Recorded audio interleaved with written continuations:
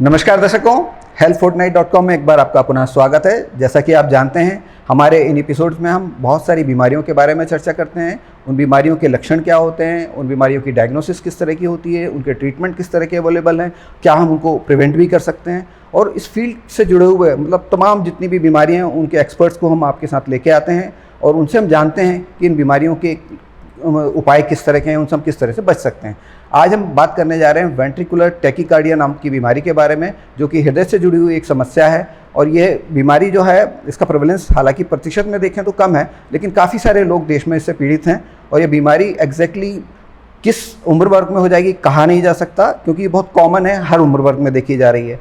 और इस बीमारी को हम जानने के लिए आज मौजूद हुए Bhopal memorial hospital and research centre के कार्डियोलॉजी डिपार्टमेंट में असिस्टेंट प्रोफेसर डॉक्टर आशीष शंखधर जी से मिलने आए हैं। आज हम उनसे जानेंगे कि यह बीमारी एग्जैक्टली है क्या और इससे हम किस तरह से बच सकते हैं, उसके किस तरह के उपाय और इलाज अवेलेबल हैं। तो डॉक्टर आशीष, आपका बहुत बहुत स्वागत है। और सबसे पहले हम जानना चाहेंगे डॉक्टर साहब कि ये जो बीमारी है एग्जैक्टली है क्या। सबसे पहले तो रविंद्र जी, आपका बहुत बहुत धन्यवाद प्लेटफॉर्म देने के लिए और जनता को अवेयर कराने के लिए कि एक इस तरीके की भी कोई बीमारी होती है, स्पेशली वेंट्रिकुलर टैकीकार्डिया, लोगों नाम नहीं सुना होता है। तो वेंट्रिकुलर टैकीकार्डिया बेसिकली वेंट्रिकल मतलब हिंदी में उसको बोलते हैं निलय, जो हार्ट का जो पंपिंग चैम्बर होता है उसको बोलते हैं वेंट्रिकल। टैकीकार्डिया मतलब जो रेट है हार्ट का वो बढ़ गया, तो वेंट्रिकल से निकली हुई तरंग जिसने हार्ट का रेट बढ़ा दिया उसको बोलते हैं वेंट्रिकुलर टैकीकार्डिया जी। तो ये जो बीमारी है, कारण इसके कई होते हैं। ये एबनॉर्मल करंट होती है। सबसे पहले तो ये एबनॉर्मल करंट है, ये नॉर्मल करंट नहीं है जी। नॉर्मल करंट नहीं है तो हार्ट एक रिदम में फंक्शन करता है। हार्ट बस ऐसे ही पंप नहीं कर रहा, हार्ट एक रिदम में पंप कर रहा है। जैसे हम कपड़ा निचोड़ते हैं, मात्र 15 to 20 डिग्री टॉर्क में हार्ट पूरा पंप जितना भी उसके अंदर ब्लड होता है उसको पूरा पंप कर देता है बॉडी के अंदर। तो इसमें जो एबनॉर्मल जो करंट होती है वो उसको उसका फंक्शन नॉर्मल नहीं रहने देती है। अब हार्ट की पंपिंग अफेक्ट जब हुई, हार्ट की पंपिंग अफेक्ट हुई, जो वाइटल ऑर्गन्स थे वहाँ तक ब्लड नहीं पहुँचा जी। मोस्ट इम्पॉर्टेंटली ब्रेन में नहीं पहुँचा जी। क्योंकि ब्रेन सबसे इम्पोर्टेंट अंग है हमारे शरीर का, जैसे कि हम सभी जानते हैं। जब ब्रेन में नहीं पहुंचा तो फिर पेशेंट बेहोश हो जाता है। हार्ट उधर चल नहीं रहा है, पेशेंट बेहोश हो गया। और हमारे पास 5 से 10 मिनट का मैक्सिमम टाइम होता है अकॉर्डिंग टू बुक कि every minute decrease the chances of survival of a patient in case of ventricular tachycardia decreases 10% जी पर मिनट जी। तो क्या हम इसको काइंड ऑफ अटैक मानते हैं? ये अटैक मान सकते जी। हैं, अटैक मान सकते हैं, लेकिन हार्ट अटैक एक अलग बीमारी है। जी। ये अलग तरीके का अटैक है जी जी। जैसे वॉर में हम देखते हैं, एक अटैक होता है कि भाई सेना ने चढ़ाई कर दी जी। एक अटैक होता है कि किसी की इकोनॉमी पे चढ़ाई कर दी। जी। तो ये इसमें क्या है कि इसमें नस बंद नहीं हुई है, हार्ट की जो नलियां हैं वो खुली हुई हैं। नलियां बंद हो सकती हैं, लेकिन ये सिर्फ एक कारण नहीं है। जो मेन कारण है एबनॉर्मल करंट आ रही है, वो कहाँ से आ रही है ये डिपेंड करता है। जैसे इन केस ऑफ हार्ट अटैक, किसी को हार्ट अटैक हुआ है, हार्ट अटैक में हार्ट का टिश्यू मर गया है, मरा हुआ टिश्यू एबनॉर्मल करंट थ्रो करता है। अब जब वो एबनॉर्मल करंट थ्रो करता है तो वो एबनॉर्मल तरीके से चलता है। जो एबनॉर्मल, जो मैंने बताया कि कपड़े निचोड़ने की तरह जो हार्ट का फंक्शन होता है वो नहीं हो पाता। उसके कारण वाइटल ऑर्गन्स में ब्लड जाना बंद हो जाता है, including brain, kidney, etcetera etcetera. सब सारे जितने भी वाइटल ऑर्गन्स हैं वो सारे अफेक्ट होते हैं। लेकिन ब्रेन एक ऐसी चीज़ है, भगवान ने सबसे ऊपर दिया है, सबसे ऊपर ब्रेन को रखा गया, इसीलिए रखा गया जी। ब्रेन पूरे बॉडी को कंट्रोल कर रहा है। अगर ब्रेन गया तो सब गया, फिर हम कुछ नहीं कर सकते। किडनी अफेक्ट होती है, ठीक है, किडनी को हम दवा दे के डायलिसिस करके उसको इम्प्रूव कर लेते हैं। ब्रेन गया, ब्रेन के पास बहुत कम समय होता है जी।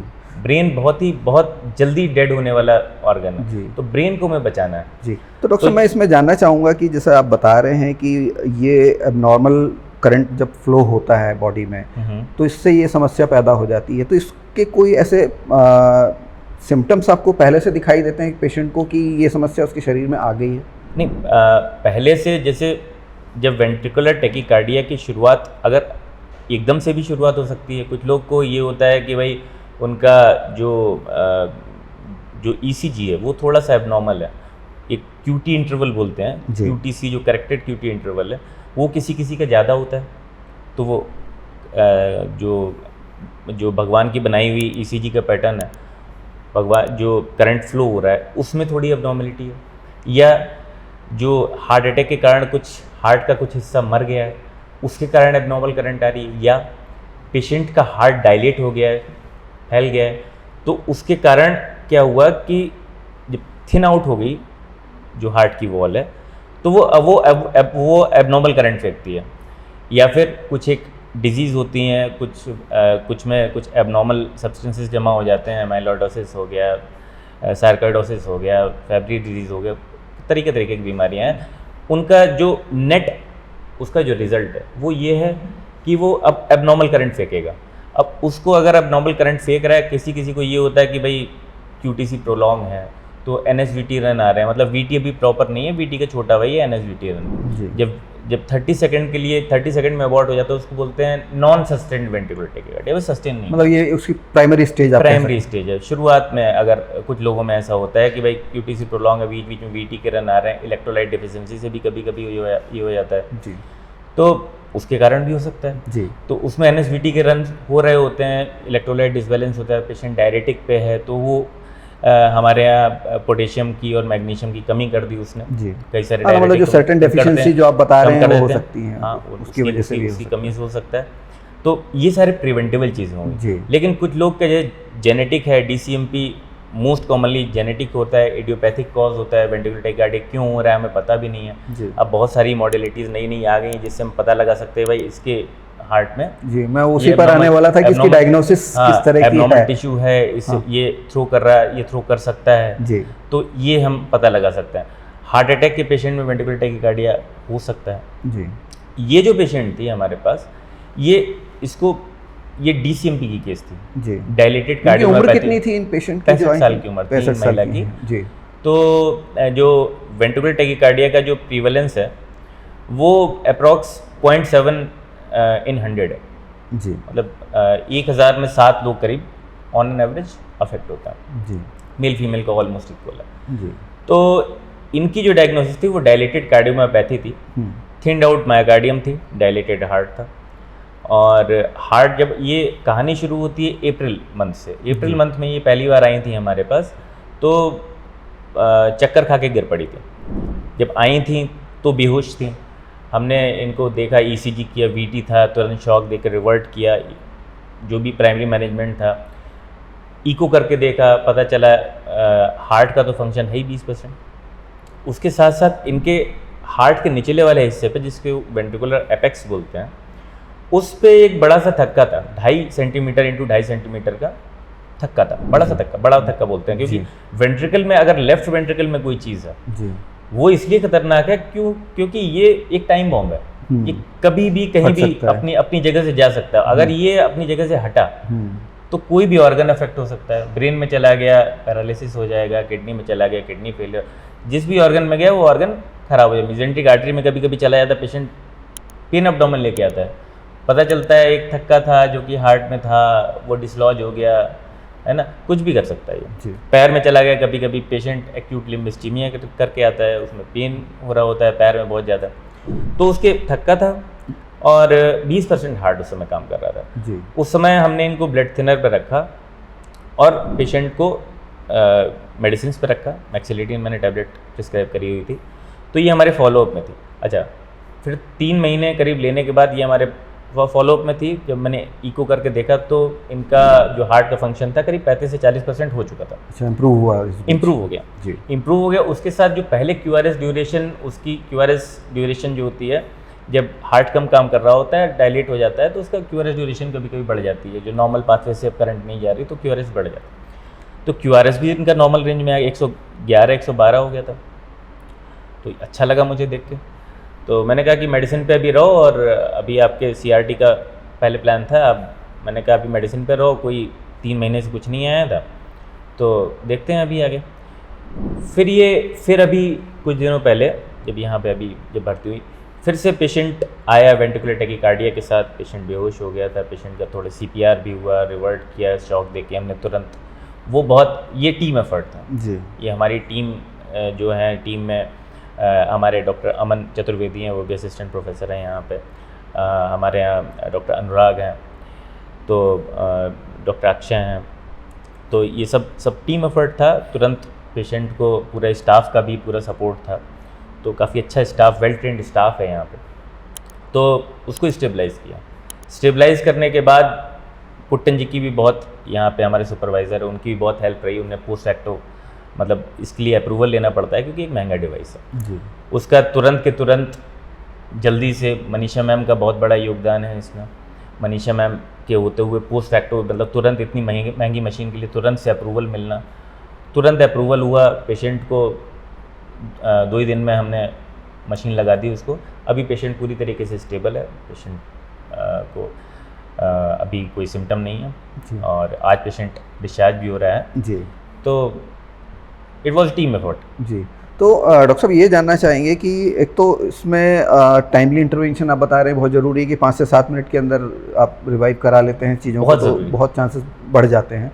और ये इसका टाइम इज़ द की जी। सिमिलरली जैसे हार्ट अटैक में आप बताते हैं कि इसके बाद ये जानना चाहेंगे कि ये जो बीमारी है, जब आपने इसको ट्रीट किया है, तो इसका बाद में रिकरेंस तो नहीं होता है? जब वेंटिकुलर टैकीकार्डिया, ये मशीन ऐसी है कि इसमें एल्गोरिदम्स होती हैं। जैसे ये मशीन पढ़ लेती है अंदर वेंटिकुलर टैकीकार्डिया आना शुरू हुआ, तो इसमें डिफरेंट मैकेनिज्म होती है कि पहले ये बिना शॉक दिए इसको रिवर्ट करने की कोशिश करती है कि जैसे वेंटिकुलर, अब इसके अंदर एल्गोरिदम होती है, इसके अंदर मैकेनिज्म होती है, बड़ी टेक्नोलॉजी है, एडवांस टेक्नोलॉजी है। तो ये अंदर ही अंदर बिना शॉक दिए, जो शॉक हार्ट के अंदर हम लोग हार्ट में 2 लीड डालते हैं इसमें, कोई 1 लीड डालता है, कोई 2 लीड। यहाँ पे जो अप्रूवल 2 लीड वाला है, तो 2 लीड वाला हमने इसमें ICD डाला। तो इस ICD से ये पढ़ लेता है, ये मशीन जो है पढ़ लेती है अंदर ही अंदर कि इसको वेंटिकुलर टैकीकार्डिया अभी सिम्प्टोमेटिक होने वाला है, वेंटिकुलर टैकीकार्डिया आ चुका है, इसको ये रिवर्ट कर देता है अंदर। फिर भी नहीं रिवर्ट होता है तो ये शॉक देता है, अंदर ही शॉक देता है। पेशेंट को कभी कभी झटका भी महसूस होता है, एकदम से झटका लगा, वो अंदर ही अंदर वो काम कर दिया। तो वेंटिकुलर जो यहाँ तक आता मरीज, और उसमें उसको, क्योंकि मैंने बताया कि टाइम इज द की, वो इसने बचा भी लिया, और अगर आया तो उसको ख़त्म भी कर दिया। बैटरी लाइफ भी इसकी करीब 8-10 साल होती है, तो 8-10 साल के बाद बैटरी इसकी चेंज करें, वो छोटा सा प्रोसेस है, उसमें बस हम पॉकेट खोल के बस बैटरी चेंज कर देते हैं जी। तो ये था फिलहाल तो जी।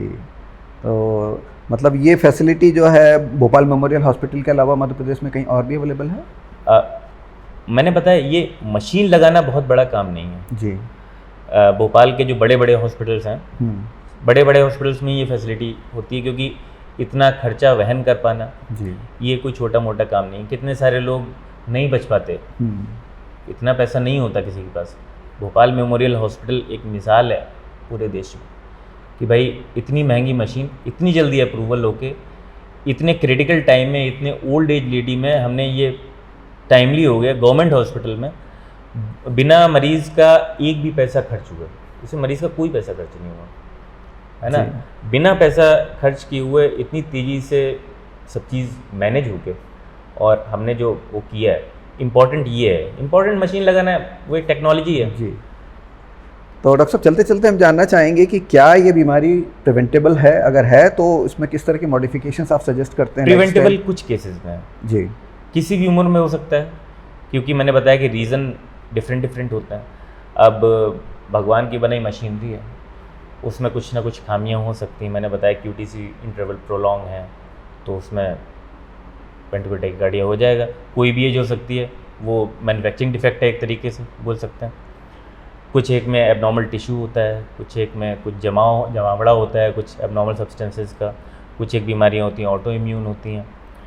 किसी पेशेंट को हार्ट अटैक आया, तो हार्ट अटैक्स जो प्रिवेंटेबल में है, एक तो ये है कि हम अपनी जीवन शैली को सही से रखें, बीच बीच में जांच करवाते रहें, स्पेशली आफ्टर 40 अगर TMT कराते रहें हम 1-2 साल में, है ना जी, तो हमें पता लग सकता है कि हमारी हार्ट में अगर, क्योंकि जब हार्ट की बीमारी, हार्ट की नलियों में जमावड़ा शुरू होता है, तो मैं कई सारे मरीज़ को ये एग्जांपल भी देता हूँ कि जैसे हमारे भोपाल में नगर पालिका का बनाया हुआ कूड़े का पहाड़ है, है ना। ऐसे ही हमारी बॉडी भी जितना भी कूड़ा होता है उसके पहाड़ बनाती रहती है, एबनॉर्मल लिपिड्स का पहाड़ बनाती है। वो अगर फट गया, अभी आपको चलने में सांस फूल रही है, दर्द हो रहा है, इसका मतलब अभी जो बीमारी है आपकी नसों में अच्छी खासी बीमारी आ चुकी है, टीएमटी में आ जाएगा, ईसीजी में चेंजेस दिख जाएंगे।